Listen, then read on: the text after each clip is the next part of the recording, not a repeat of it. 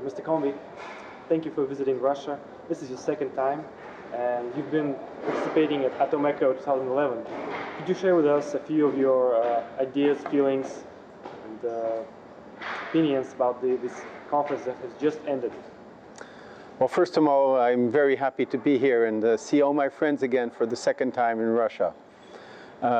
Then about Atomeco, I think it's a really great idea to have this meeting with the two words, atom and eco, like ecology, being brought together in the same event. I think this is really a great thing because it's exactly what we're doing with our organization, Environmentalists for Nuclear Energy.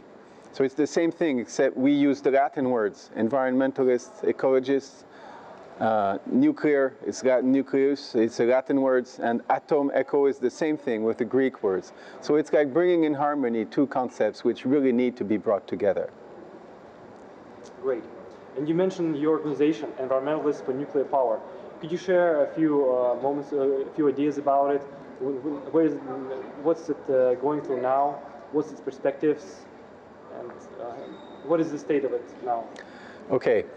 Environmentalists for Nuclear was created, EFN, in 1996, so it is exactly 15 years old now. It's almost our birthday today. It was on the 1st of November, 1996. Yesterday.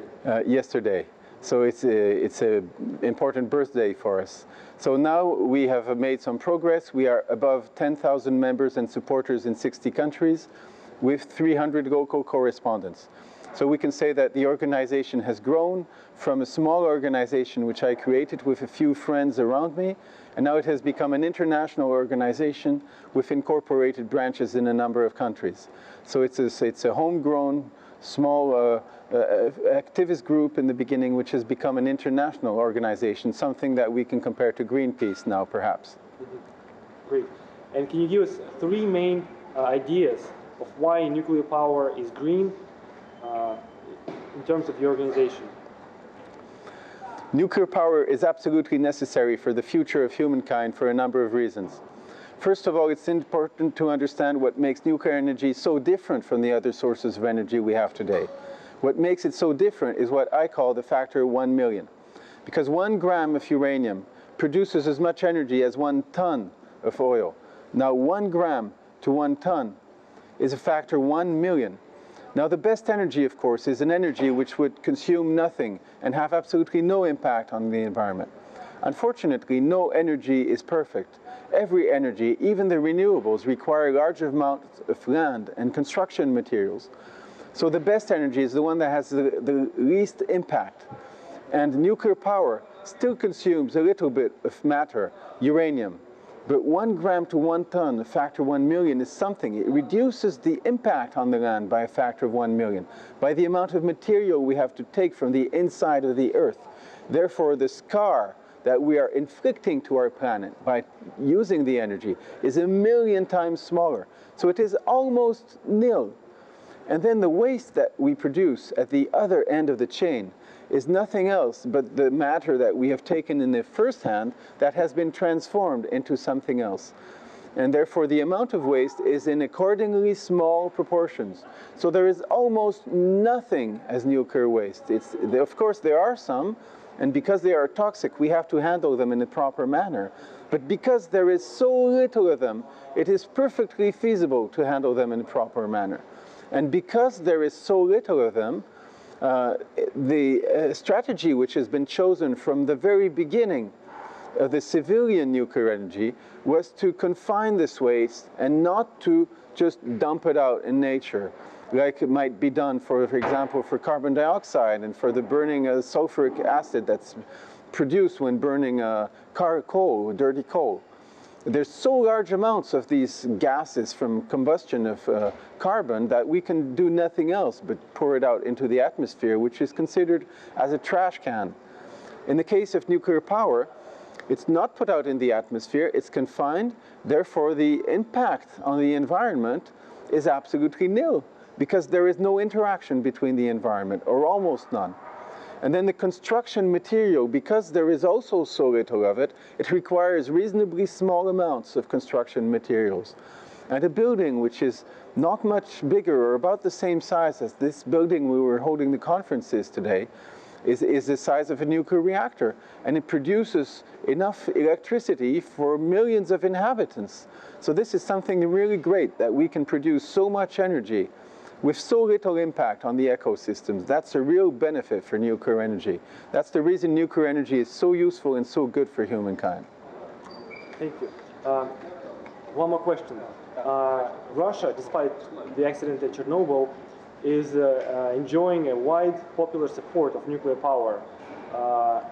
What is the situation in France? How do you educate the public? And what are some of the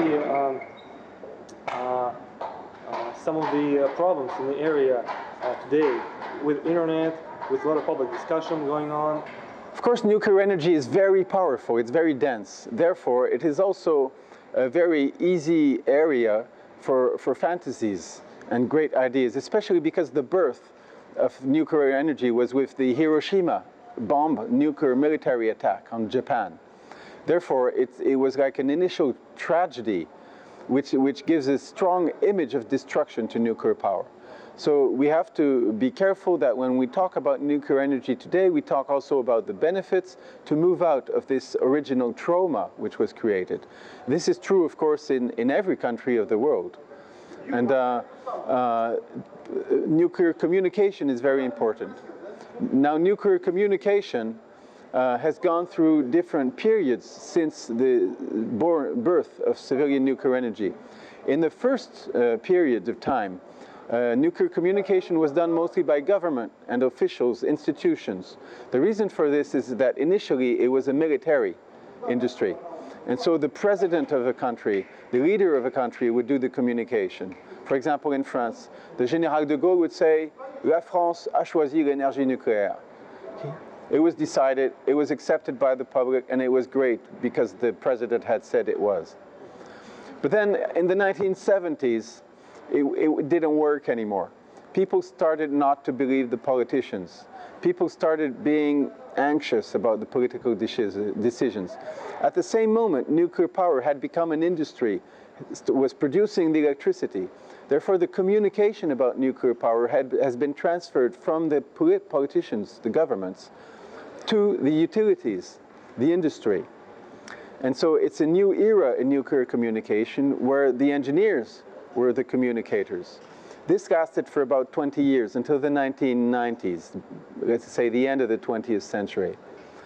But now we're in a new era for nuclear communication, where the public doesn't believe the engineers and the industry anymore, where people are afraid that there might be something that's unfair, that the engineers or the companies that are making money with the industry might not be saying the truth.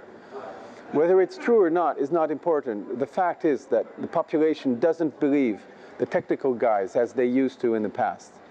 And we're in the third era where the population believes what you call third parties, non-governmental organization, independent people, independent scientists, perhaps university professors.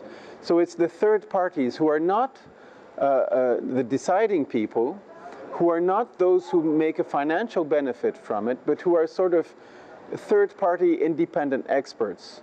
So in this, we find the NGOs, the universities, and the independent scientists. So these are the persons who the public believes now, and who the journalists will come to make the interviews. So it's quite crucial that the nuclear communication now, it should be understood that it's done by those third parties.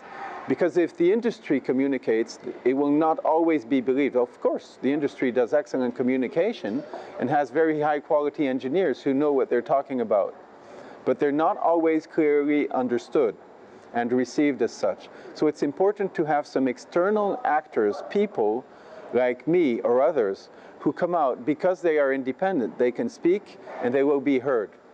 So we are very glad at EFN, Environmentalists for Nuclear, to play a useful role and an active role in this area of communicating to the public, to teach people what is nuclear power, what it is about, and what are the benefits, what are also the drawbacks and the limits, and why we have to be careful in the way that we use this powerful and useful energy for the benefit of humankind.